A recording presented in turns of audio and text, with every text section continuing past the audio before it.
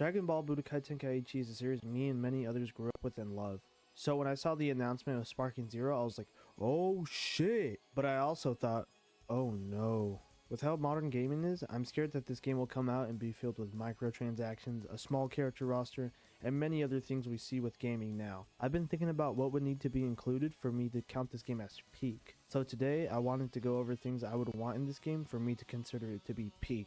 Some of these things have been confirmed and some haven't, but I figured, you know what, I'll give my thoughts anyways. The Budokai Tenkaichi games are known for their giant character rosters, so the first thing I think I'd want in this game would be a giant character roster. With how gaming is now, I'm not going to be surprised if the game has less characters than BT3, which has 161 characters if you count the separate forms for each character. I loved how in BT3 there was a variety of characters, from the main characters like Goku and Vegeta, to giant characters like Grade 8 Bardock and Janemba, to even the random ass characters like Apul or random Frieza Foot Soldier number 12. Give me all of those.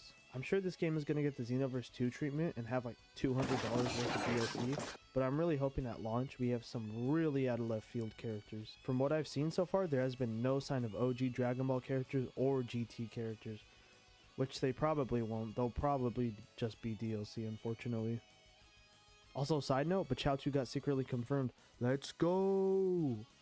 I wanted to add this note, but since writing this video, they actually released a trailer and it shows that he has actually gotten confirmed, not just leaked anywhere, so let's go! The second thing I'd want out of this game would be a great story mode. I haven't played it myself, so I can't really speak too much on it, but from what I've heard, BT2's story mode actually covers a lot of fights from DBZ, even the smaller ones, which is something that BT3 misses out on heavily, just covering the major fights throughout the series for the most part. And although I know this wouldn't happen considering Sparking Zero is supposed to be covering DBZ and DBS, but if I had it my way, I would want this game to cover all the fights from both series, and maybe even OG Dragon Ball and GT? Screw it, man, I'd even take a copy Vegeta fight in this game.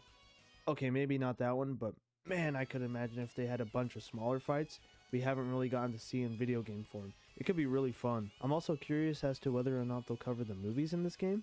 I would assume they will, considering we are getting Super Saiyan Blue Gogeta and DBS Broly in this game. But will we get to play through Fusion Reborn, or the Cooler movie, or even the Garlic Jr. movie? That is something I am definitely looking forward to. And while we're on this topic, will they add story DLC to the game is also something I'm really curious about. I know Superhero and Daima characters have been confirmed, so will we see story DLC for those? I don't know, I think it would be pretty cool, even if we gotta pay more money for it. Oh, also, I would want to see some cool what if scenarios in this game. I love the ones in BT3, and I could only imagine what they could do with DBZ, GT, and DBS characters.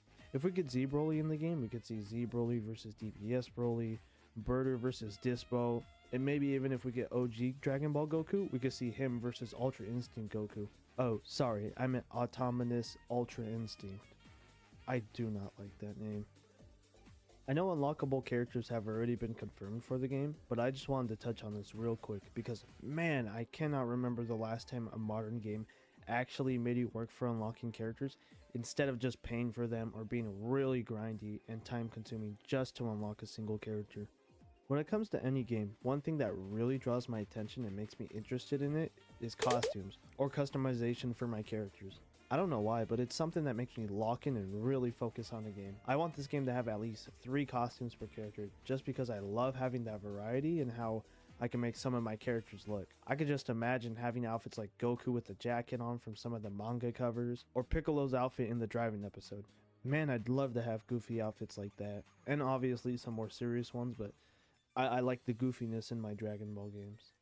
I'm not sure about how they could work dramatic finishes into the game, but it's definitely something I would want in here. Maybe you could finish off your opponent with a super attack or something, but I'm not sure. One of my favorite things to do in Dragon Ball FighterZ is hit dramatic finishes on my friends or on people online. I think they'd look beautiful with this game's art style. I know the story would already cover these things, and some people might already count those as dramatic finishes, but I think being able to hit them on my friends or random people online would be so funny, so I'm really hoping they add it to the game somehow. When it comes to video games, I'd say one of the top things that draw me into them is the soundtracks. And Dragon Ball games are no exception. The music in these games are peak, and they set the mood perfectly in almost every single Dragon Ball game that I've played, especially these ones, regardless of plagiarism. So my hope would be that the soundtrack for Sparking Zero is not only good, but great. as it's one of those factors that really help elevate the hype factor of these games, especially Dragon Ball ones. I'm not sure how much many of you watching this video like to go for platinums in your games, but I'm one of those people that do like to, if they're not tedious to do so. So one of my hopes would be a trophy list that isn't too annoying or tedious to get done. Even if it means that I need 100% the game, just don't make it too difficult or time consuming to get done, and I, along with many others, will be happy. I'd also like it if the game had a 100% completion bonus of some kind. I don't hate it when games don't have a completion bonus, but I kinda hate when I complete a game and I'm left with nothing but a platinum trophy and nothing but my own reflection when the screen goes black, and I think about all the time I've wasted going for the 100%. Oh, what? Oh, sorry. I don't know what got into me. When it comes to the gameplay we've seen so far for the game, it seems to be like BT3, but just with the new coat of paint, which isn't a bad thing, but whenever I play BT3, I keep asking myself, how could they improve on this formula? Because I think this game is not only the peak of Dragon Ball games, but arena fighters in general. It's fast paced, very flashy, the music is good, I love the amount of different combo routes you could take, and I love seeing the Sonic sway.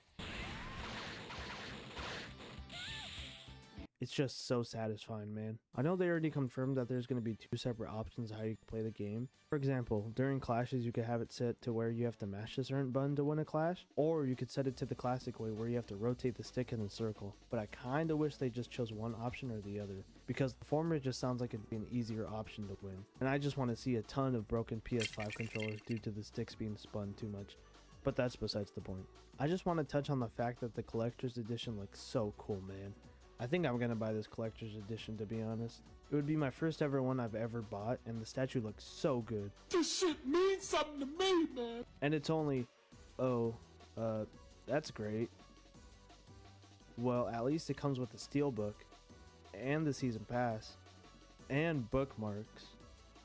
Wait a minute, Dragon Ball fans can't read. The final thing that I can think of is hopefully every character has at least one good looking super attack. Because with a game this beautiful, it'd be a waste to have ultimate attacks that range from meh to bad. Because we have yet to see every super attack, but a lot of the ones we've seen so far look really good. The one that comes to mind is Gogeta's Stardust Fall. The amount of different particles and different beams shooting at once looks so good, dude. My main concern is that all the Saiyans are going to get the really good ultimates, while everyone else, especially the Earthlings, are gonna get the worst ultimates. Like, yeah, I know you could give someone like Broly a more saucy ultimate compared to someone like Yamcha, but a guy can dream. So as of right now, this is all the things I can think of that would make Dragon Ball Sparking Zero peak. Did I miss a few things? Yeah, probably, but as of right now, there isn't anything else I could think of. The game looks to be really good, and regardless of whether or not it's good, I'm probably buying it anyways. My main hope is that it comes out being actually really good though. With the recent release of 3D anime arena fighters that are mostly pretty bad,